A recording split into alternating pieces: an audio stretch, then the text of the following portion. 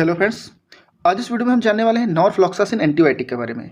इससे पहले हमने सिप्रोफ्लॉक्सासिन एंटीबायोटिक के बारे में देखा था, जिसका लिंक आपको वीडियो के डिस्क्रिप्शन में मिल जाएगा। फ्रेंड्स, जो नॉरफ्लॉक्सासिन एंटीबायोटिक होती है, इसके बारे में हम देखेंगे, जैसे कि इसका मैकेनिज्म ऑफ एक्शन क्या होता है, इसके एग्जाम्पल्स देखेंगे, इसके इंडिकेशंस यानी कि इसके यूज देखेंगे, इसे कहाँ यूज करते हैं, इसके साइड इफ़ेक्ट्स के बारे में देखेंगे और इसके कुछ कॉन्ट्रा इंडिकेशंस हैं उनको देखेंगे। तो इन सारी चीज़ों को इस वीडियो में हम लोग देखने वाले हैं। तो फ्रेंड्स, जो नॉरफ्लॉक्सासिन एंटीबायोटिक होती है, ये मार्केट में जैसे हमें नॉरोक्सिन 400 के नाम से मिल जाती है, जो कि काफ़ी पॉपुलर ब्रांड है, और यह हमें नॉरफ्लॉक्स 500 400 में भी हमें मिल जाती है, जो कि हमें नॉरफ्लॉक्सासिन के साथ में लैक्टिक एसिड बेसिलस भी इसमें होता है, और नॉरलेट 400 में भी यह हमें मार्केट में मिल जाती है। तो फ्रेंड्स, ये कुछ ऐसे एग्जाम्पल्स थे जिनके नाम से हमें मार्केट में मिल जाते हैं, और भी काफ़ी ब्रांड नेम आते हैं जिनके नाम से ही हमें मार्केट में मिल जाती है।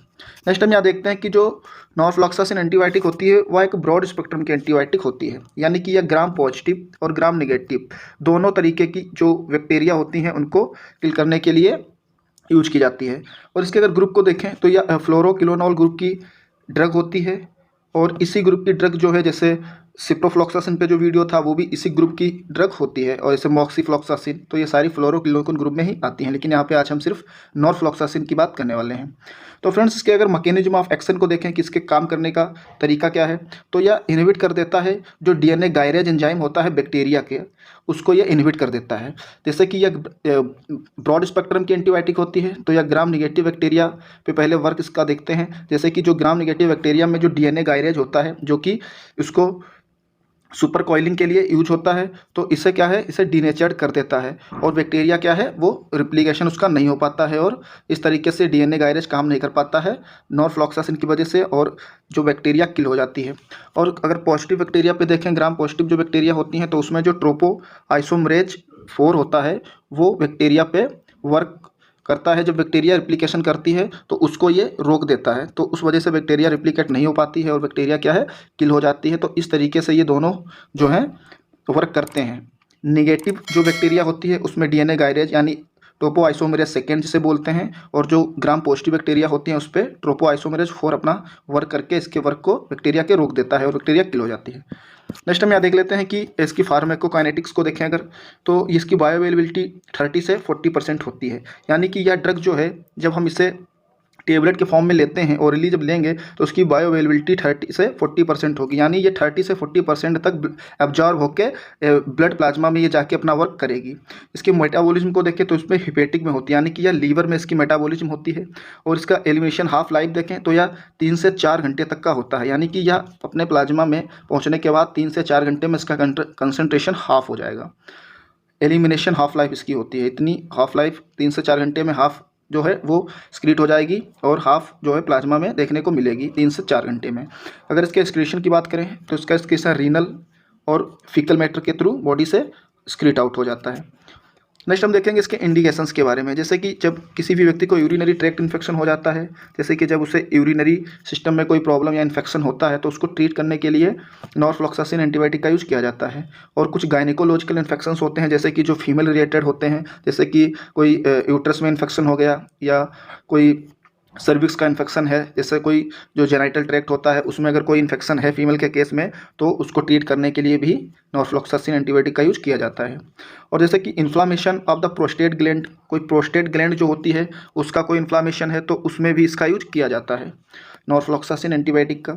गोनोरिया में इसका यूज किया जाता है। गोनोरिया एक तरीके की सेक्सुअल ट्रांसमिटेड डिजीज होती है, तो उसको ट्रीट करने के लिए भी बैक्टीरिया की वजह से होती है, तो उसको बैक्टीरिया को किल करने के लिए इसका यूज किया जाता है। कोई ब्लैडर का इन्फेक्शन होता है, मेल फीमेल में जो यूरिनरी ब्लैडर होता है कोई उसका इन्फेक्शन है, तो उसको भी ट्रीट करने के लिए नॉरफ्लॉक्सासिन का यूज किया जाता है। या कोई गैस्ट्रो रिलेटेड इन्फेक्शन होता है, जैसे कि डायरिया का इन्फेक्शन हो इंटेस्टाइन में, या डिसेंट्री हो, या कोई स्टमक में पेट में कोई इन्फेक्शन हो, तो उसको भी ट्रीट करने के लिए नॉरफ्लॉक्सासिन एंटीबायोटिक का यूज किया जाता है। नेक्स्ट हम देख लेते हैं कि इसके कुछ साइड इफेक्ट्स होते हैं, जैसे कि जो व्यक्ति नॉरफ्लॉक्स एंटीबायोटिक ले रहा है तो उसे कोई नोजिया देखने को मिल सकती है, या उसे वॉमिटिंग देखने को मिल सकती है, या तो फिर उसे डायरिया की कंडीशंस हो सकती है, क्योंकि एंटीबायोटिक जो ओरली जब ली जाती है तो गट की भी मोटिलिटी को डिस्टर्ब करती है। ये इंटेस्टाइन की, स्टमक की, तो डायरिया हो सकती है। उसे हेडेक हो सकता है। हार्ट बर्न जैसी कुछ कंडीशंस आ सकती हैं, जैसे कि उसे लगेगा कि हार्ट पेन या हार्ट वर्न की कंडीशन, जलन सी महसूस होगी उसे चेस्ट में, या फिर उसे रेक्टल पेन जैसी कंडीशंस हो सकती हैं। तो उसकी ये सारी साइड इफेक्ट्स इन नॉरफ्लॉक्सासिन एंटीबायोटिक की। अब हम नेक्स्ट यह देख लेते हैं कि इसकी डोज की बात करें तो यह 8 से 12 mg पर kg पर डे यूज की जाती है, 2 डिवाइडेड डोज में ओरली ली जाती है। ये एडल्ट में 8 से 12 mg पर kg इसकी एक डोज रेट होती है। और देखा जाए तो ये डॉक्टर के प्रिस्क्रिप्शन पे ही आपको लेना है, खुद से लेना नहीं है, क्योंकि ये डिपेंड करता है कि आपको किस बैक्टीरिया की वजह से कौन सी प्रॉब्लम है और उसकी सीवियरिटी कितनी है और जो पेशेंट्स है उसकी भी हेल्थ कंडीशन क्या है। तो इन सारी चीज़ों को कैलकुलेट करके जो डॉक्टर्स आपको एक डोज है वो बना के प्रिस्क्राइब करते हैं। नेक्स्ट हम देख लेते हैं कि इसके कुछ कॉन्ट्रा इंडिकेशंस हैं कि इनको कहाँ पे नहीं यूज किया जाता है। जैसे कि जो प्रेगनेंसी होती है, जब किसी लेडी को या कोई लेडी ब्रेस्ट फीडिंग करा रही है तो उस फेज में जब वो है तो इसका यूज नहीं किया जाता है, वहाँ पे एक कॉन्ट्रा इंडिकेशंस होती हैं। और जैसे किसी व्यक्ति को डायबिटीज़ है या फिर लो ब्लड शुगर है तो उस कंडीशंस में भी इनका यूज नहीं किया जाता है, अवॉइड करते हैं डॉक्टर्स। तभी इन ड्रग्स को अपने डॉक्टर्स के एडवाइस पर ही लिया जाता है, क्योंकि इनके काफ़ी सारे कॉन्ट्राइंडिकेशंस भी होते हैं। या किसी व्यक्ति को G6P डिफिशेंसी है, यानी कि ग्लूकोज 6 फॉस्फेट की डिफिशेंसी है, तो उसको नॉरफ्लॉक्सासिन यूज नहीं करनी होती है। या फिर लो मैग्नीशियम या लो पोटेशियम ब्लड में जब होता है, जिस व्यक्ति के ब्लड में मैग्नीशियम और पोटेशियम का लेवल लो होता है तो उनको भी यह यूज नहीं करनी होती है। नेक्स्ट देखें तो जिन्हें हल्के सीजर्स आते हैं तो उस कंडीशंस में भी नॉरफ्लॉक्सासिन एंटीबायोटिक का यूज नहीं किया जाता है। तो फ्रेंड्स, ये सारी डिटेल नॉरफ्लॉक्सासिन एंटीबायोटिक के बारे में थी। इससे पहले एक वीडियो जो कि सिप्रोफ्लॉक्सासिन एंटीबायोटिक फ्लोरोक्विनोक्विन की ग्रुप की होती है, उस पर ऑलरेडी बनाया हुआ है, जिसका लिंक आपको डिस्क्रिप्शन पे मिल जाएगा। और एक पेनिसिलिन ग्रुप की जो एंटीबायोटिक है एमॉक्सिसिलिन और एम्पिसिलिन, इसका भी वीडियो बनाया हुआ है, जिसका भी लिंक आपको डिस्क्रिप्शन में मिल जाएगा, उसको हम वहाँ से देख सकते हैं। और फ्रेंड, चैनल पर नए हैं तो प्लीज़ चैनल को सब्सक्राइब कर लें, वीडियो को लाइक और शेयर कर दें। Thank you.